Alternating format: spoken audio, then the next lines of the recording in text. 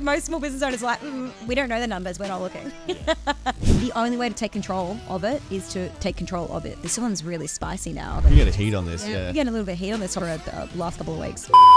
How on earth to snap out of the no action, overthinking, thinking you're not cut out for it cycle into the get shit done no matter what mindset? Excellent question, Steph. I woke up this morning and I chose violence. So...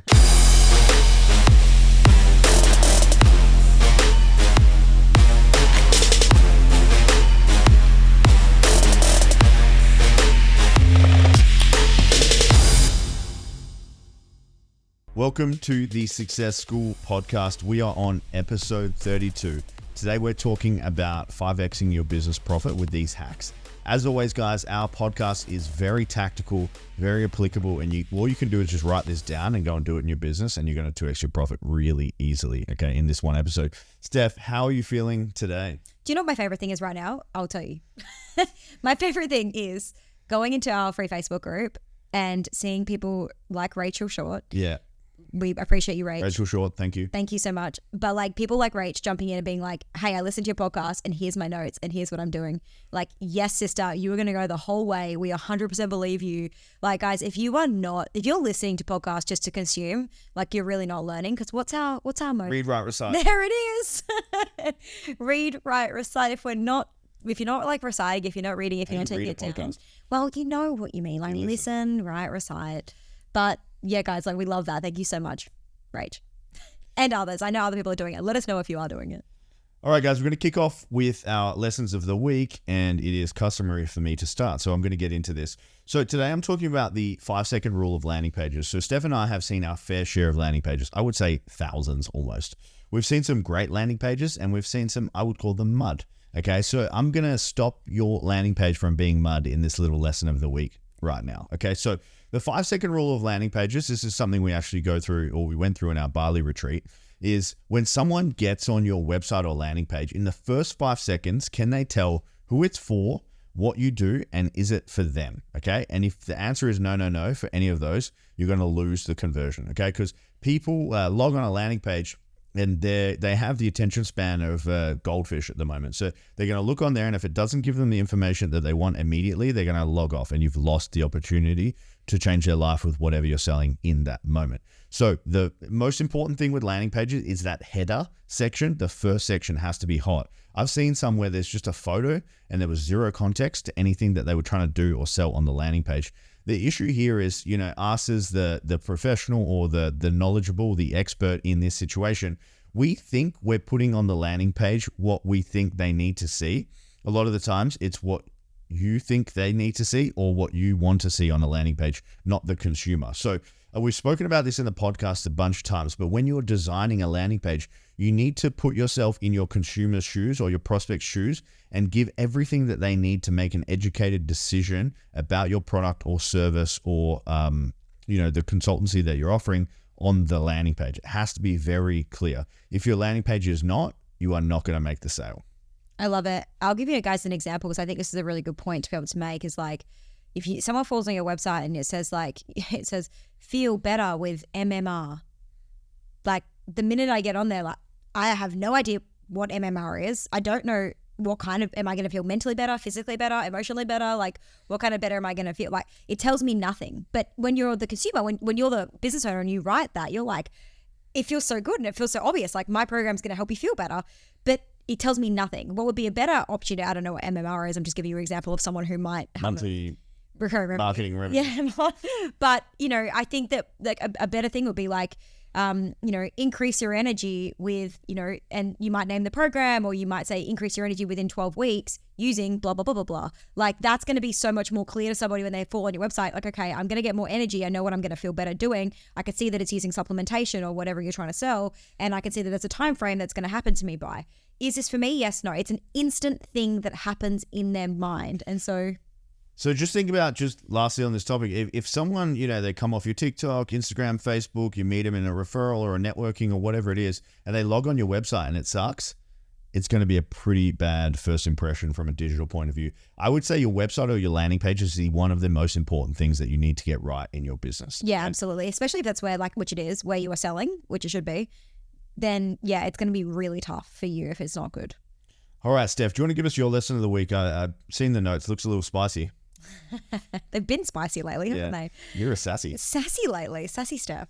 So we recently got asked a question, how do you make decisions on business opportunities? And I reflected on it a little bit, and it's been really interesting for us. I think this has probably become the most prominent it's ever been in the last 12 months for us as a business couple. We have had a lot of opportunities come our way in the last 12 months. Every week. Yeah, honestly. People want to partner with us. They want to, they want us to come and invest in their businesses. Yeah, give us their business. They literally have people trying to give us their businesses.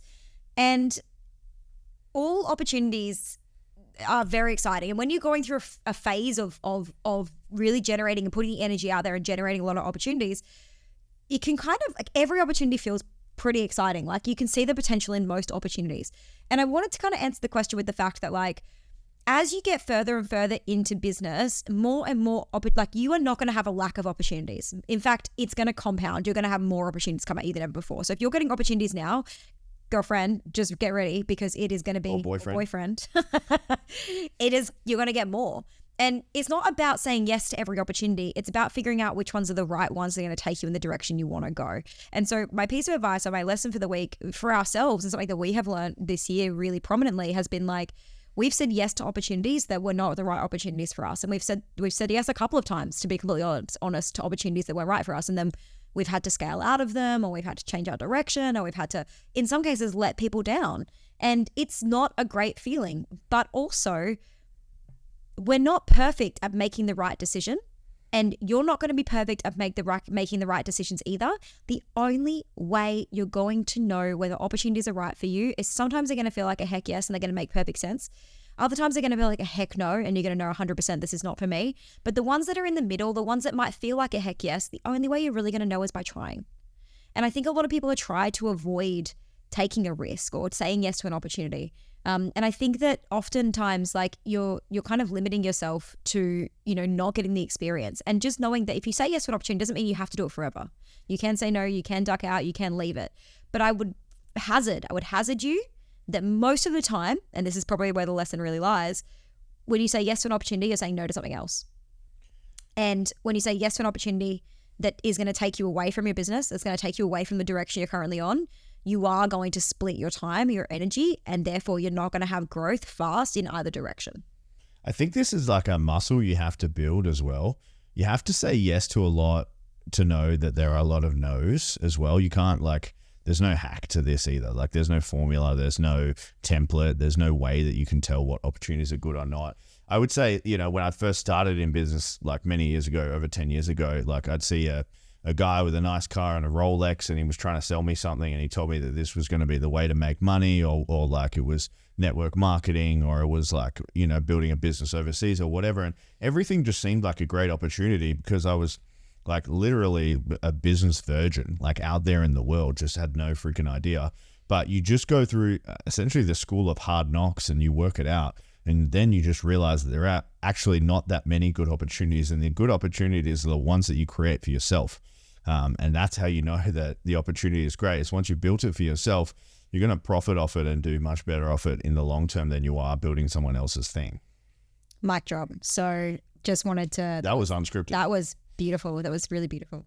All right, Steph, do you want to give us a little intro of what's coming up today? So today we are going to give you 5 practical ways to double your profitability with these business hacks. Now, these are very tactical and they just need to be implemented. So you need to set aside time to do them, okay?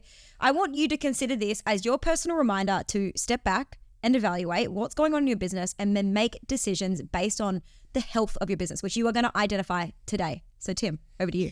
All right, so the first one is evaluate your expenses. And I know what you're thinking, that you're just going to start cutting everything willy-nilly. And I've seen this happen in small business many, many times.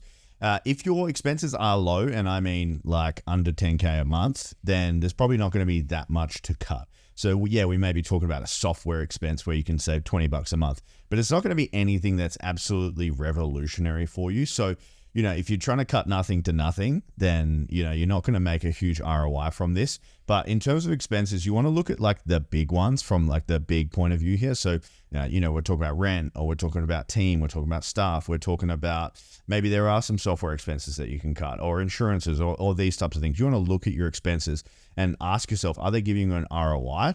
And what is that ROI? So typically for us, for business expenses, we look at it as like a 2 to 3 multiple. So if I'm spending $1,000 or something, am I getting $2,000 to $3,000? If no, I'm going to look at the expense, but instead of cutting it immediately, I'm going to say, am I making the most of this? Okay, rather than just cutting it. So there may be an email software or a platform that you're using, maybe using MailerLite or Go High Level or Principal or whatever you're paying for, and you're like, I'm not getting $97 a month value from it. But is that the software's fault or is that your fault? Okay, because usually it's your fault. So how can you get $300 a month worth of value from the $100 thing is a better question before you start cutting it. Maybe you need double, triple, quadruple, or 10x your emails. Then it's going to be pretty freaking valuable if you're getting 10 clients a month from it. Okay, so what I want you to do is print a bank statement. Go through all of your expenses. How I like to categorize it for my businesses is I categorize it from one-time expenses. So I'll put a 1 next to it. I do this shit manually, even though we have 0, because I just like it way better, or whatever accounting software. So I put a 1 next to it for a one-time expense. I put a W next to it for wages. And then I put an R next to it for reoccurring expenses, okay? Then I categorize the 3, and then I contract them monthly. For the one-time expenses, usually they're just write-offs of things or equipment or stuff I needed to buy. For the reoccurring expenses, that's the one you want to look at, and you want to see if there's any adjustments that you can make there. Generally, from what most people I see, they can save anywhere from like $500 to $1,000. If it's a team member or a role that can be automated or something like that, you can be saving a lot more than that. My favorite thing that Tim just said was at the very beginning, he was like, I know what you're thinking, evaluate expenses. I'm going to make you cut everything. And I was like, well, they're probably not thinking that. They're probably thinking, oh my freaking God, I don't want to look at my bank account because I'm too scared.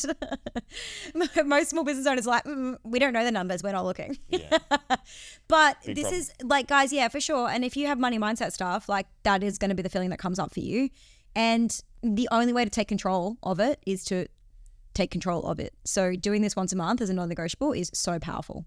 Okay, I wanted to talk about, when we're talking about doubling your profitability, I wanted to talk about, this one's really spicy now because we've been getting a little bit on this lately. We've been getting heat on this, yeah. We're getting a little bit of heat on this topic for the last couple of weeks. Outsourcing. So it's no secret to you guys that we have team members. We have team members both in Australia, we have team members offshore. But we, like any really basic recurring admin task, we outsource to our offshore VA. She's based in the Philippines, okay? And I think that when you are growing a business, and especially when it's a small business, I think that there are a lot of, and I want to just touch on this really quickly because we have been getting a little bit of backlash on this lately. We have onshore VAs in our program. We love onshore VAs. We have no problem with the fact that there are Australian VAs doing incredible work for Australian companies, for sure. Most of the Australian VAs that we work with specialize in some sort of level of support that is quite complex. So, we have VAs that specialize in allied health. We have VAs that specialize in events-based, rollouts of events and things like that. So, really specialized and high level that you literally probably couldn't give someone in the Philippines that's not in your, in the country, you couldn't give them those tasks. However, I do believe that if for a small business just getting started in business, you don't usually have the money to be able to throw up to $75 an hour at an Australian-based VA to do some work for you. We understand that, and that's why we teach this method. Do we think there's a place for Australian VAs? Absolutely. Do we think that they absolutely have the skills? And do we think that a lot of people will choose them because they're too scared to go offshore? Absolutely. And that's also fine. I think that there is 100% a place for them. But I think that you, as the business owner, regardless of whether you hire someone in Australia or offshore, it doesn't bother me. But at the end of the day, you shouldn't be doing the tasks that are very base administrative and recurring, because what it does is it keeps you stuck in the weeds of your business. It means that you're always in the day-to-day. I'll give you an example. Chasing up failed payments is not an abundant task for you in your business, okay? For a lot of reasons, it's very administrative and can be done by somebody else, first and foremost. Secondly, it doesn't feel good.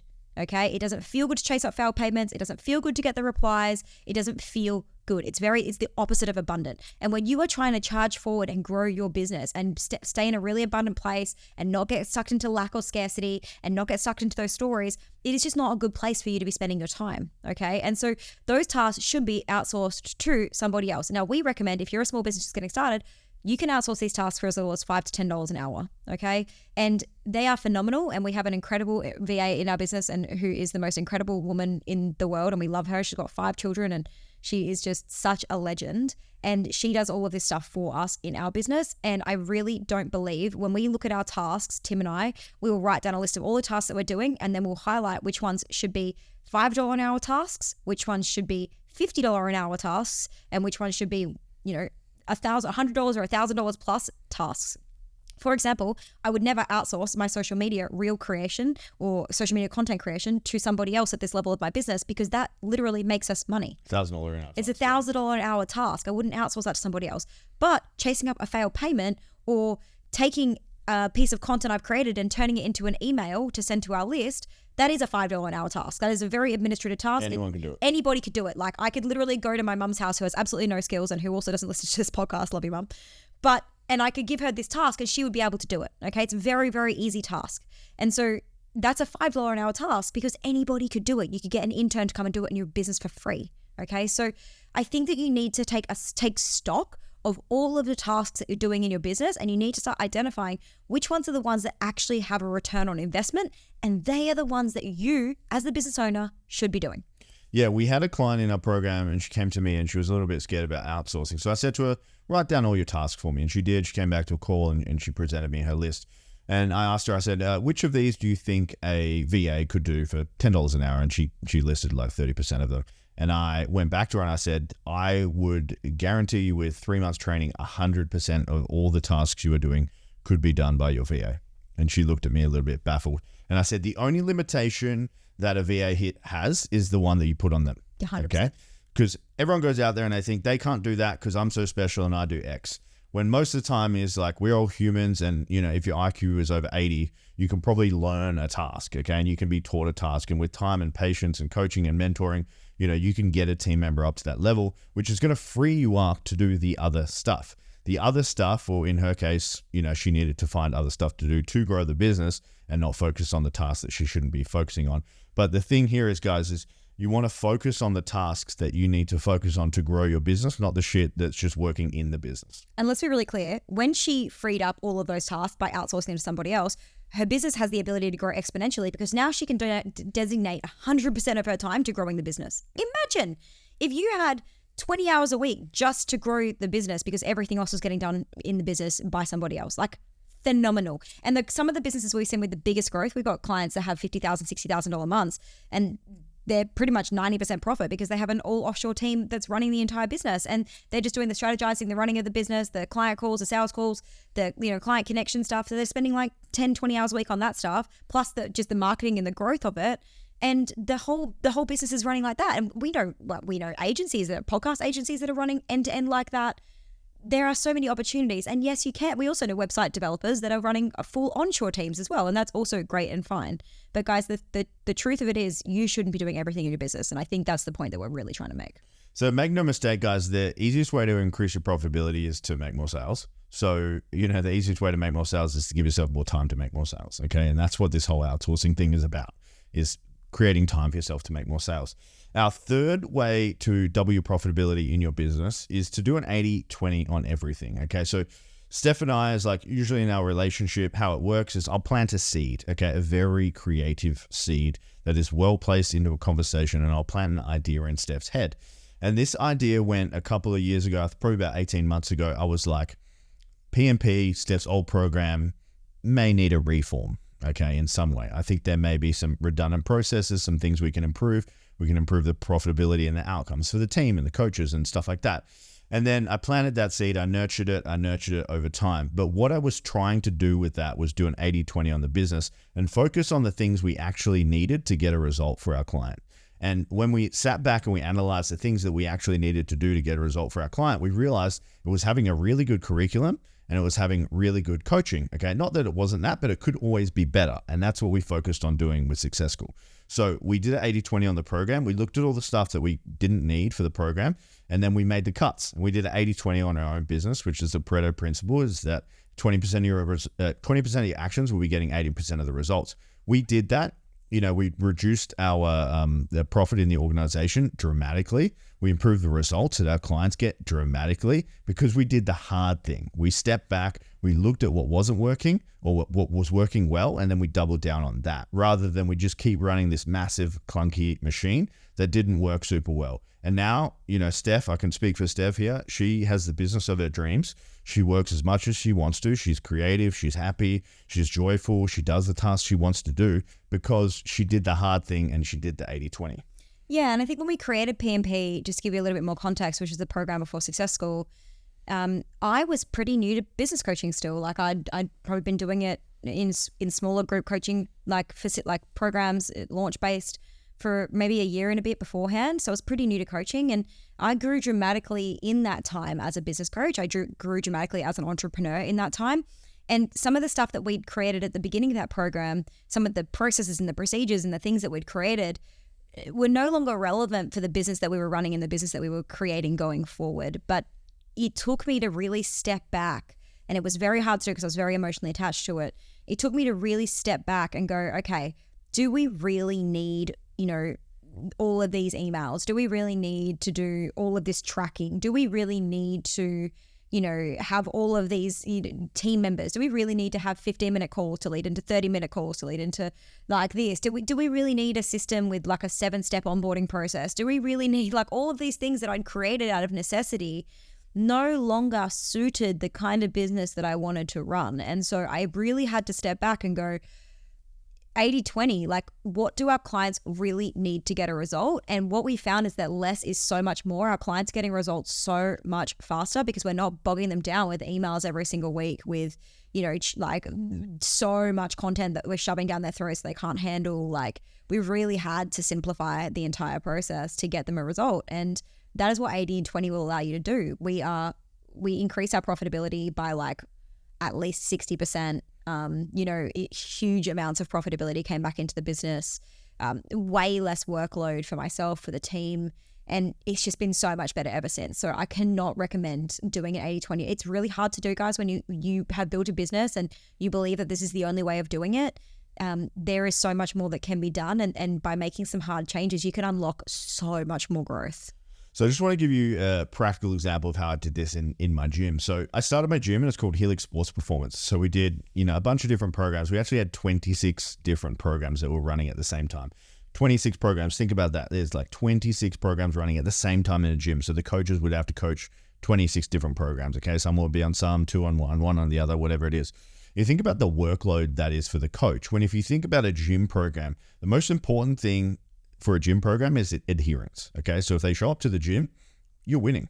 The second thing is that they have a hard session. So how do you get a hard session? You get a group, and then you get a group of people that are doing the same thing at the same time, and it builds the vibe, builds the community, builds energy. So if you get those two things, you get people showing up and you get them pushing hard, you're well on your way to getting a result. So what was I doing messing around with 26 different programs to get a result? Was I making it too hard?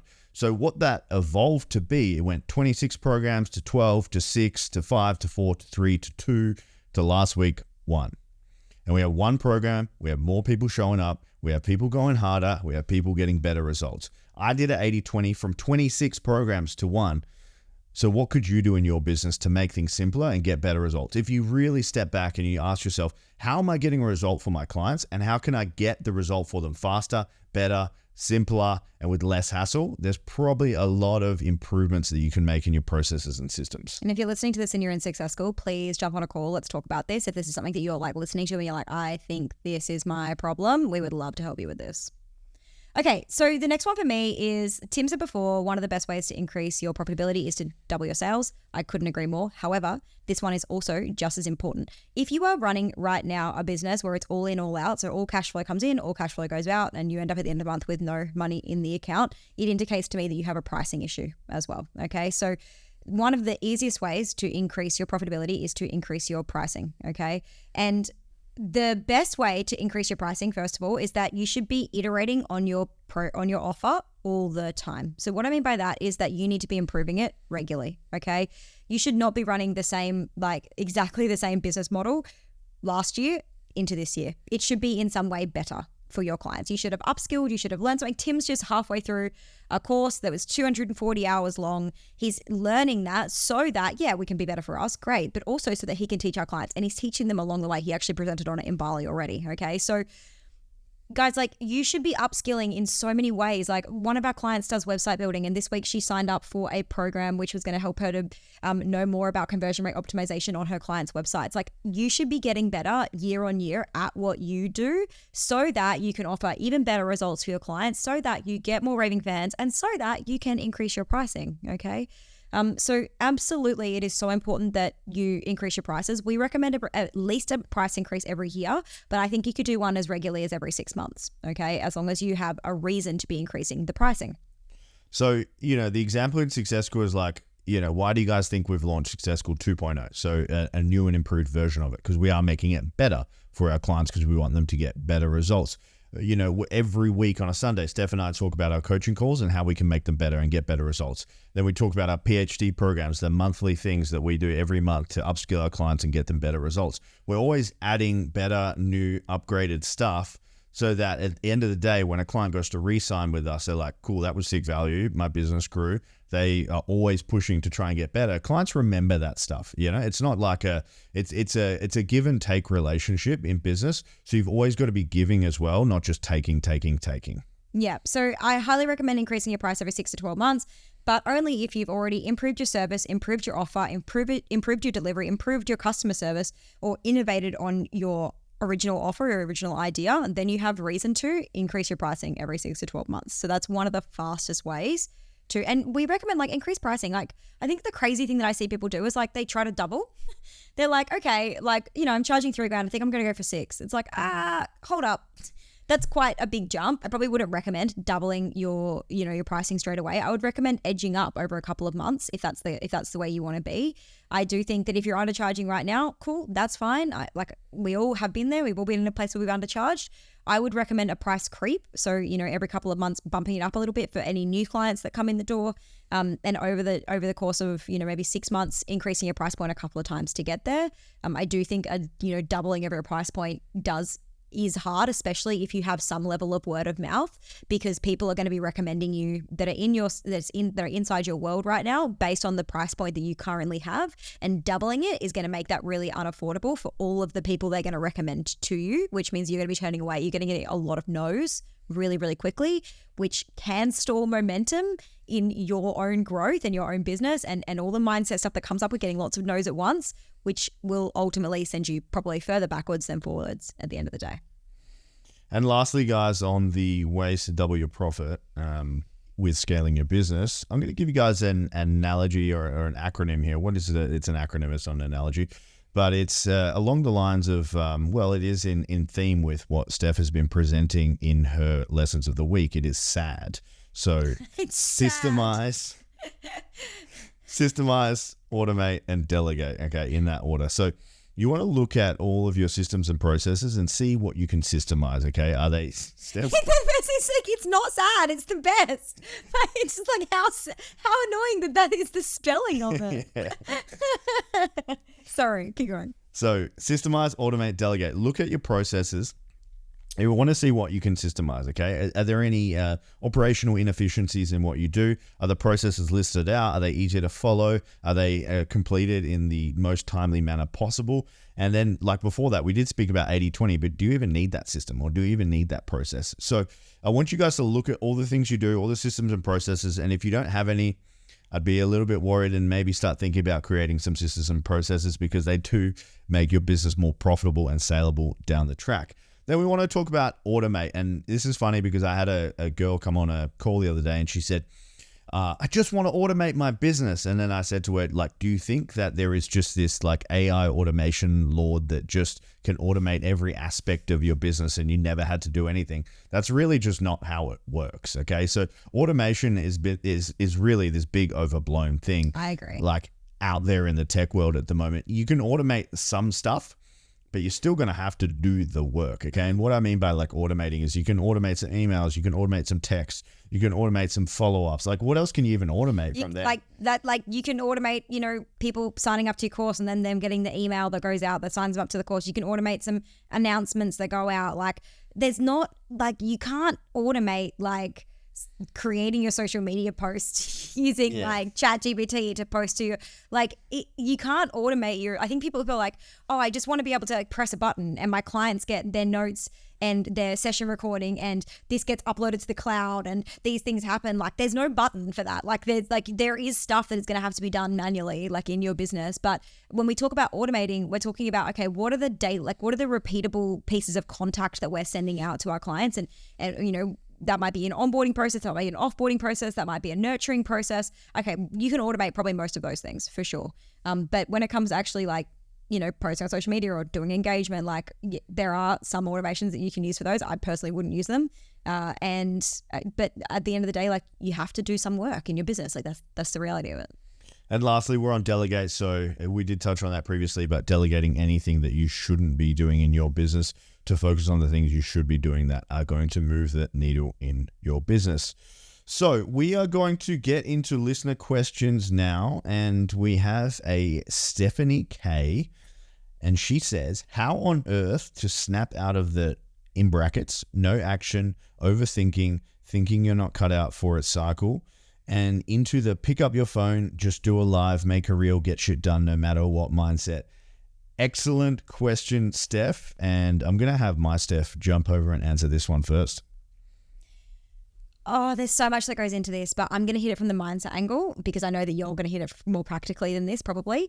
But I think that like if you're in a no action overthinking, thinking you're not cut out for a cycle, and the fear really is in that last sentence, like thinking you're not cut out for a cycle, then I think that that's the first thing you need to attack. I don't think more strategies are the answer. I don't think there's an easier strategy for you to execute. The problem is that you don't believe that you can do it, and that's why it's not getting done, okay? So my advice to you is to get out a piece of paper. This is really practical. Get out a piece of paper and divide it, like draw a column down the middle so that you have two columns, a left and a right column. On the left-hand side, I want you to write down this question: what's really stopping me from taking action? And I want you just to brain dump all the things. So you just said, like, one of the things that you've said here, Steph, is, you know, thinking I'm not cut out for it. It might be like, I don't have time. It might be like, no one's going to buy anyway. I don't think anyone wants what I'm selling. Like, I want you just to write down all of the reasons that you feel like you're not taking action. So what's really stopping me from taking action is what you're going to answer in the left-hand side. Then on the right-hand side, you're going to write down the opposite. So if if you're saying that, you know, you don't think you're cut out for it, I am cut out for it and I will do what it takes, right? So you've got your left-hand side, which is all your negative story bullshit. And then your right-hand side is all of the positive affirmations version of that. I want you to take a look at those two columns once you've written them all down and written the opposites for each of the ones you've written down on the left-hand side. And I want you to look at them and go, which column do I choose to believe today? Are you going to continue to look at the column where you feel like shit and where you're speaking super negatively to yourself? Or are you going to look and read the column where it says like, I'm the fucking best and I'm going to learn this and I can actually do it. And I want you to read that column every single day when you wake up in the morning. And then I want you to take action on that, because the way that you feel ultimately comes down to the language that you use to yourself. All right, Steph, I woke up this morning and I chose violence. So what I'm going to say here is burn the fucking boats. So I think that if you go into this thinking there is another option besides actually doing the work, you're always going to choose the other option here. So obviously in life at the moment, there's not that much to fear if you're not scared of the repercussion of not taking action. I would give myself no option other than taking the action that is required for me to get the result. Maybe you just need to make yourself a little bit more uncomfortable in your circumstances in your life with what you're doing so that it really matters. The outcome really matters. You've got something to lose, because when you've got something to lose, you're going to take way more action than is required, okay? Because you've got nothing to fall back on.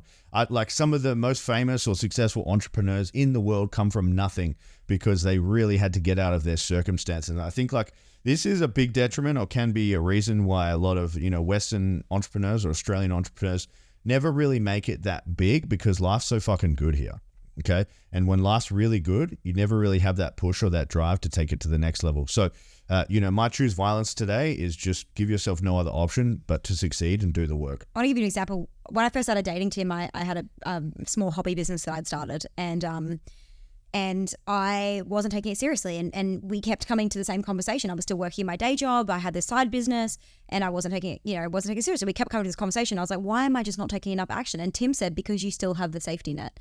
because you still have your corporate day job income, you're not taking the action as required. And he was basically telling me to quit my freaking day job and just go all in on this thing. He was like, the minute that you have no choice but to make money from this, you will make money from it. And I am not saying that that is what you should do if you were listening to this podcast. And like, there's definitely a lot of financial stuff. That go wrong. Yeah. Like there's a lot of financial stuff that needs to be considered. And it's probably an episode, a conversation for another day. But when I did remove the safety net and I got completely freaking uncomfortable, you can bet your bottom dollar I turned it up and I made it work. So I do think that Tim is really right. And I think there's a lot of ways of doing that. It might just be like, you know, it depends on your level of comfort, your risk tolerance and those sorts of things. But yeah, if you're really comfortable, it's time to get uncomfortable. The next question from Bonnie W is, how do you juggle 3 businesses? Yeah. So Bonnie, the really short answer here is you don't. I have been one, you know, if we were talking about astrology here, I'm a manifesting generator, Virgo moon, whatever that is. You're the manifesting generator. Which means I just do a lot of shit, which is not bad, but not great either, because you end up putting less effort into all things. So at the end of last year, Steph and I had a chat and we kind of said like, what's our focus for the year, etc. I had multiple projects on the go. I think at one time last year, I had like 5 or 6 projects, 4 businesses on the go. So I quit everything besides Success School and my gym. So I've literally reduced the workload to 2. But there's always going to be that one thing that you're not focusing on at any one time, which leads it to not grow as well as it could. So for us, you know, Steph and I had to have the chat about like, well, what are our focuses actually this year? And, you know, we had to agree on that. It's probably not for this podcast episode for us to give you the details of what exactly those focuses are. But, you know, like for us, it was, what do we want to focus on? And then we went after that. I reduced the things that I'm spending my time on because, you know, after all, Steph might not agree, but I'm only human as well. And I only have a certain amount of energy that I can put into things. It's like once I've done 8, 10, 12 hours a day, I'm out of energy. I can do that 6 days a week. I definitely need a day off. So there are limited hours. And then, you know, potentially we're looking at adding a baby in the mix and all the other stuff that we actually want to do with our life. There's just not enough time. So we had to step back and just evaluate what we actually wanted. And that's what I would encourage you to do, Bonnie. It's just you step back and ask yourself what you want and how you're going to get there, because I know you're someone that has a lot on. Steph? Yeah. I think that the other thing I'm really going to push to you, Bonnie, is like, while Tim may have multiple businesses now, he had 10 years where he didn't. And I had 5 years where I didn't. And so when we first got together, you know, we very much, until we got married, our businesses were completely separate. We'd help each other, we'd give each other advice, but we ran them individually. And so I ran, you know, the coaching business started and my other business started just as me. And so the coaching business started just as me, and I ran that business. I grew P&P, and, you know, it wasn't until we could, of course, we helped each other, and Tim ran Helix. And so 100% of Tim's focus was Helix, and 100% of my focus was the coaching business.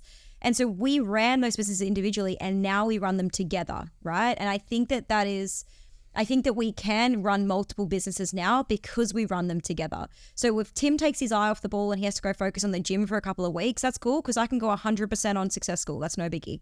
If I take my eye off the ball, because, you know, hopefully we will at some point have a baby, and there's going to be some time, guys, where I'm like not going to be able to do some of the things that I usually would be able to do, right? Solo podcast with Tim. Yeah. Let's go. Back to it. And so, you know, at that point, like, Tim's going to have to give it 110% of his effort. And so I want to be really clear to answer this question. We don't just run multiple businesses from the ground up. We built 2 freaking insane businesses by focusing 100% on them, and then we started running them together. So I wanted to be really clear about that. Awesome, guys. If you like what we talk about on this show and you want to get a little bit more hands-on coaching from us, I would extend the opportunity for you to apply for Success School. We would love to, you know, at least talk to you about the program and see if it's a good fit for you. So this is for you if you want to grow your business to high 6 and 7 figures with scale, sales, and marketing. Okay. We teach you that in our program. We coach you through it. We jump on 4 calls a week. We do all the stuff. If you show up and put in the work, I have no doubt that you will achieve your goal. If it's 6 months, 12 months, 18 months, whatever it is, you will achieve it if you put in the work and show up to it. As always, guys, the number one thing we want to get, besides personally Instagramming me about how cool the show was, is we would love for you to subscribe and follow the show. That's our number one thing. Steph, anything from you as we wrap up? As we wrap up, guys, last week you sent him so many messages. We appreciate you so much. It makes his day. And then we get a little bit competitive. So send me some messages this week. Someone actually brought up favorites today. Yes, and I was like, did no, see that. I don't want to know that Steph's a favorite. Like, yeah, every He does biz babe in the world. He does want to know that he's the favorite though, so feel free to So tell if I'm him. your favorite, please let me know. If Steph's your favorite, do not let me know. Guys, it was so lovely to be here in your ears again this week. We will see you next week.